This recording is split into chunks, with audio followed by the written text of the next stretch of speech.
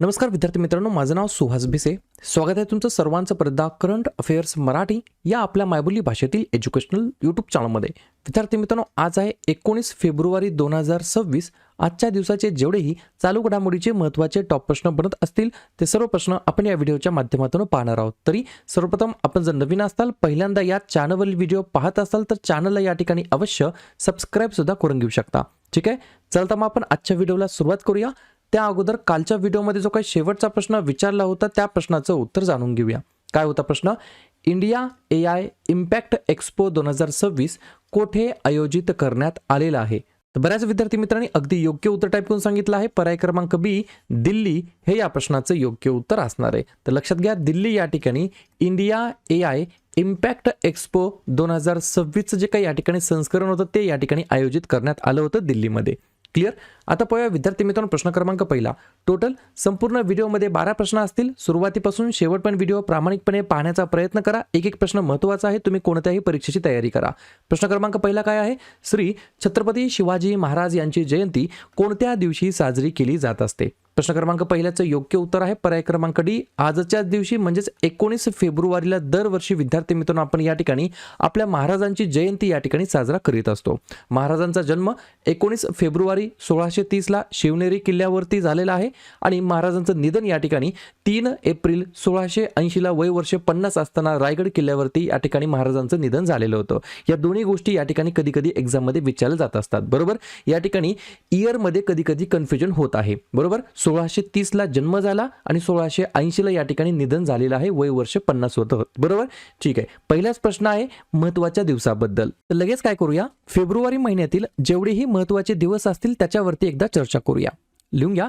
1 February भारतीय तटरक्षक दिवस, 2 फेब्रुवारी जागतिक पाणथळ दिवस, 4 फेब्रुवारी जागतिक कर्करोग दिवस, 7 फेब्रुवारी सुरक्षित इंटरनेट दिवस, 10 फेब्रुवारी राष्ट्रीय जंतनाशक दिवस, 11 फेब्रुवारी विज्ञानातील महिला आणि मुलींचा आंतरराष्ट्रीय दिवस, 12 फेब्रुवारी डार्विन दिवस आणि राष्ट्रीय उत्पादकता दिवस, 13 फेब्रुवारी जागतिक रेडिओ दिवस आणि सरोजिनी नायडू यांची जयंती, 19 फेब्रुवारी छत्रपती शिवाजी महाराज यांची जयंती तारखेनुसार, 20 फेब्रुवारी जागतिक सामाजिक न्याय दिवस, 21 फेब्रुवारी आंतरराष्ट्रीय मातृभाषा दिवस, 24 फेब्रुवारी केंद्रीय उत्पादन शुल्क दिवस, 27 फेब्रुवारी मराठी भाषा दिवस आणि जागतिक NGO दिवस आणि 28 फेब्रुवारी राष्ट्रीय विज्ञान दिवस आणि दुर्मिळ रोग दिवस.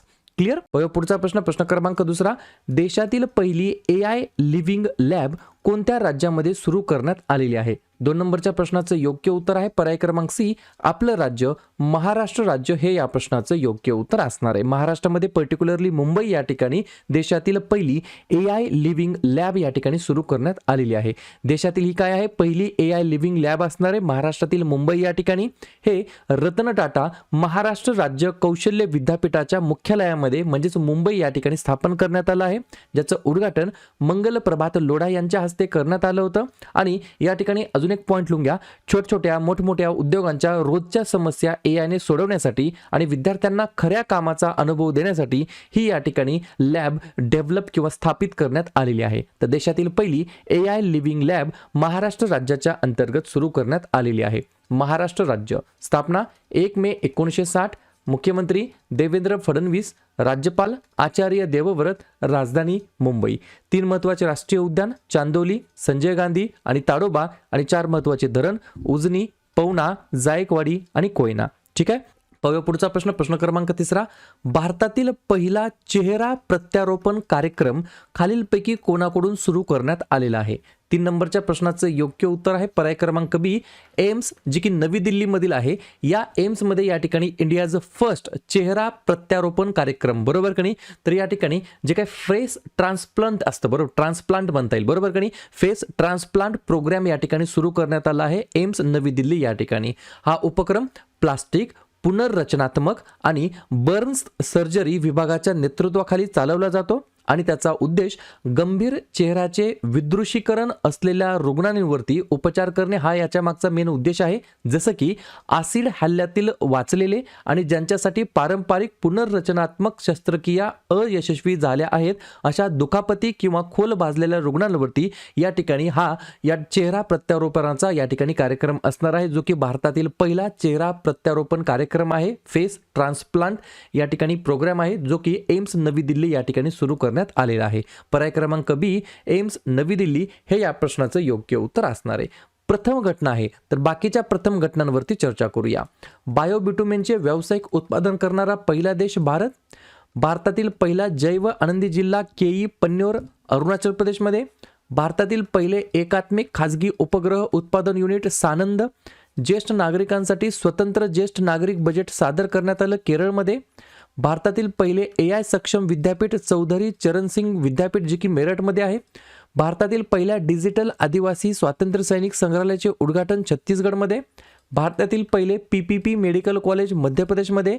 आणि भारतातील पहिले स्वदेशी MRI स्कॅनर कुठे विकसित करण्यात आलं, तर बेंगलोरमध्ये. आणि कोणत्या कंपनीच्या द्वारे, तर वोक्सल ग्राइड्स या कंपनीच्या द्वारे. पुढचा प्रश्न क्रमांक 4. कोणत्या राज्य विधानसभेने आमदारांसाठी AI आधारित डिजिटल उपस्थिती प्रणाली सुरू केलेली आहे? 4थ्या नंबरच्या प्रश्नाचं योग्य उत्तर आहे पर्याय क्रमांक ए फॉर आंध्र प्रदेश हे या प्रश्नाचं योग्य उत्तर असणार आहे. तर आंध्र प्रदेश राज्याच्या विधानसभेने आमदारांसाठी MLA साठी AI आधारित डिजिटल उपस्थिती प्रणाली सुरू केलेली आहे. याच्या मागचा उद्देश काय आहे, तर खऱ्या सहभागाची खात्री करणे, पारदर्शकता वाढवणे आणि नोंदणींवरती सही करून निघून जाण्याची पद्धत बंद करणे यासाठी या ठिकाणी आंध्र प्रदेश विधानसभेने आमदारांसाठी AI आधारित डिजिटल उपस्थिती प्रणाली सुरू केली आहे. असे करणारे हे भारतातील पहिले राज्य बनले आहे, त्याच्यामुळे या ठिकाणी प्रश्न विचारला जाऊ शकतो. ठीक आहे. विशेष म्हणजे इतके दिवस आमदार काय करायचे, तर नोंदणीवरती या ठिकाणी सही करायची आणि निघून जायचे, बरोबर का नाही. तर ती सुद्धा या ठिकाणी प्रथा, ती जी काही पद्धत होती ती या ठिकाणी बंद होण्यासाठी मदत होणार आहे या AI आधारित डिजिटल उपस्थिती प्रणालीच्या द्वारे. कोठे सुरू करण्यात आली आहे, आंध्र प्रदेश राज्याच्या अंतर्गत. आंध्र प्रदेश ज्या राज्याची स्थापना 1 नोव्हेंबर 1953 ला झाली. मुख्यमंत्री आहेत N चंद्राबाबू नायडू. राज्यपाल आहेत S अब्दुल नजीर. राजधानी आहे अमरावती. 3 महत्त्वाचे राष्ट्रीय उद्यान वेंकटेश्वरा, पापीकोंडा आणि राजीव गांधी. आणि 3 महत्त्वाचे धरण सोमशिला, श्रीशैल्यम आणि नागार्जुना सागर. पॉइंट लिहून घ्या. सतीश धवन स्पेस सेंटर, जे की श्रीहरिकोटा या ठिकाणी स्थित आहे, हे देखील आंध्र प्रदेश राज्याच्या अंतर्गत येतं. पुढचा प्रश्न, भारतातील पहिले राष्ट्रीय गाय संस्कृती संग्रहालय कोणत्या शहरामध्ये स्थापन केले जाणार आहे? नॅशनल काऊ कल्चर म्युझियम, बरोबर का नाही, असं म्हणता येईल इंग्रजीमध्ये. तर 5व्या नंबरच्या प्रश्नाचं योग्य उत्तर आहे पर्याय क्रमांक डी उत्तर प्रदेशातील लखनौ या ठिकाणी. विद्यार्थी मित्रांनो, भारतातील पहिलं राष्ट्रीय गाय संस्कृती संग्रहालय या ठिकाणी स्थापन केले जाणार आहे, ज्याच्या मागचा उद्देश गायींचे सांस्कृतिक, धार्मिक आणि वैज्ञानिक महत्त्व लोकांपर्यंत पोहोचवणे. हे संग्रहालय येथील पंडित दीनदयाल उपाध्याय पशुवैद्यकीय विज्ञान विद्यापीठाच्या कॅम्पसमध्ये उभारले जाणार असून उत्तर प्रदेश ब्रज तीर्थ विकास परिषदेद्वारे हा प्रकल्प राबवला जाणार आहे. तर पर्याय क्रमांक डी लखनौ या शहराच्या अंतर्गत भारतातील पहिलं राष्ट्रीय गाय संस्कृती संग्रहालय म्युझियम या ठिकाणी स्थापन केले जाणार आहे. पुढचा प्रश्न, 2026 ची फाईड फ्रीस्टाईल बुद्धिबळ जागतिक अजिंक्यपद स्पर्धा कोणी जिंकलेली आहे? 6व्या नंबरच्या प्रश्नाचं योग्य उत्तर आहे पर्याय क्रमांक सी मॅग्नस कार्लसन हे या प्रश्नाचं योग्य उत्तर असणार आहे. तर मॅग्नस कार्लसन या खेळाडूने या ठिकाणी, या बुद्धिबळ खेळाडूने फाईड फ्रीस्टाईल बुद्धिबळ जागतिक चॅम्पियनशिप ही जी काही झाली होती 2026 त्याचं या ठिकाणी विजेतेपद पटकावलेलं आहे. प्रश्न आहे क्रीडा संदर्भात. पाहूया पुढचा प्रश्न क्रमांक 7. भारत आणि कोणत्या देशाच्या हवाई दलांमध्ये इन C2 हवाई सराव 2026 आयोजित करण्यात आलेला होता? 7व्या नंबरच्या प्रश्नाचं योग्य उत्तर आहे पर्याय क्रमांक बी थायलंड हे या प्रश्नाचं योग्य उत्तर असणार आहे. तर भारत आणि थायलंड देशाच्या हवाई दलांमध्ये इन C2 हवाई सराव 2026 आयोजित करण्यात आला होता, ज्याच्यामध्ये सहभागी कोण कोण होतं, तर साहजिक आहे भारतीय हवाई दल आणि रॉयल थाई हवाई दल. आणि हा सराव आयोजित करण्यामागचा उद्देश काय होता, तर दोन्ही सैन्यांमधील लष्करी सहकार्य मजबूत करणे, परस्पर कार्यक्षमता सुधारणे आणि सर्वोत्तम पद्धतींची देवाणघेवाण करणे या तिन्ही उद्देशाने हा सराव या ठिकाणी आयोजित करण्यात आला होता, भारतीय हवाई दलाच्या अंतर्गत आणि थायलंड हवाई दलाच्या अंतर्गत. क्लिअर. पाहूया पुढचा प्रश्न क्रमांक 8.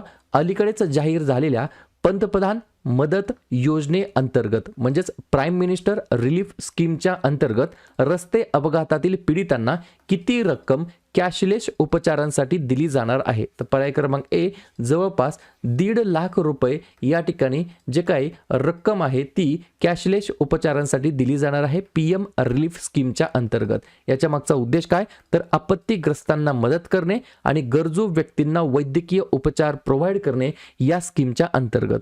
तर या ठिकाणी स्कीमचं नाव आहे पीएम रिलीफ स्कीम. पंतप्रधान मदत योजनेअंतर्गत या ठिकाणी ही रक्कम दिली जाणार आहे कॅशलेस उपचारांसाठी. पुढचा प्रश्न, चौथे विश्व मराठी संमेलन टिंबटिंब या शहराच्या अंतर्गत आयोजित केले जाणार आहे. 9व्या प्रश्नाचं योग्य उत्तर आहे पर्याय क्रमांक डी नाशिक या शहराच्या अंतर्गत 27-28 फेब्रुवारी ते 1 मार्च दरम्यान 2026 मध्ये चौथ्या क्रमांकाचं विश्व मराठी संमेलनाचं या ठिकाणी आयोजन करण्यात आलेलं आहे. प्रश्न आहे एखाद्या संमेलनाबद्दल, एखाद्या परिषदेबद्दल. तर बाकीचे जे काही नवनवीन संमेलन परिषदा होत असतात ज्याला आपण इंग्रजीमध्ये म्हणतो समिट्स, हे कोठे आणि कोणते होणार आहेत त्याच्यावरती चर्चा करूया. 20वे विद्रोही मराठी साहित्य संमेलन 2026 नांदेडमध्ये झालं. प्रादेशिक AI इम्पॅक्ट कॉन्फरन्स 2026 राजस्थानमध्ये झाली. 99 क्रमांकाचं अखिल भारतीय मराठी साहित्य संमेलन साताऱ्यामध्ये झालं. 100व्या क्रमांकाचं अखिल भारतीय मराठी साहित्य संमेलन पुण्यामध्ये होणार आहे. 21वे जागतिक मराठी संमेलन पणजी गोव्यामध्ये झालं. 52व्या G7 शिखर परिषदेचे आयोजन फ्रान्समध्ये झालं. पहिले जागतिक बिग कॅट कॉन्फरन्स भारतामध्ये आयोजित करण्यात आली. जागतिक सरकार शिखर परिषद 2026 दुबईमध्ये झाली. इंडिया AI इम्पॅक्ट एक्सपो 2026 दिल्लीमध्ये होणार आहे. आणि चौथे विश्व मराठी संमेलन 2026 फेब्रुवारीमध्ये एंडिंगच्या वीकमध्ये नाशिकमध्ये आयोजित केले जाणार आहे.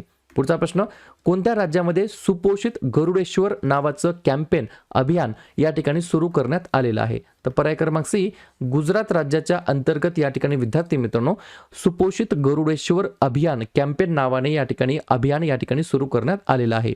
ही मोहीम 5 वर्षाखालील मुले, मुली आणि प्रजननक्षम महिलांमधील कुपोषण व अनिमिया दूर करण्यासाठी किंवा अनिमिया कमी करण्यावरती लक्ष केंद्रित करते. या उपक्रमाचा उद्देश पोषण सुधारणा, सार्वजनिक वितरण प्रणाली मजबूत करणे आणि आरोग्य जनजागृती अजून जास्त वाढवणे या सर्व उद्देशाने या ठिकाणी सुपोषित गरुडेश्वर कॅम्पेन नावाचं कॅम्पेन सुरू करण्यात आलं आहे गुजरात राज्याच्या अंतर्गत. गुजरात राज्याची स्थापना 1 मे 1960 ला झाली. मुख्यमंत्री आहेत भूपेंद्र पटेल, राज्यपाल आहेत आचार्य देवव्रत, राजधानी आहे गांधीनगर.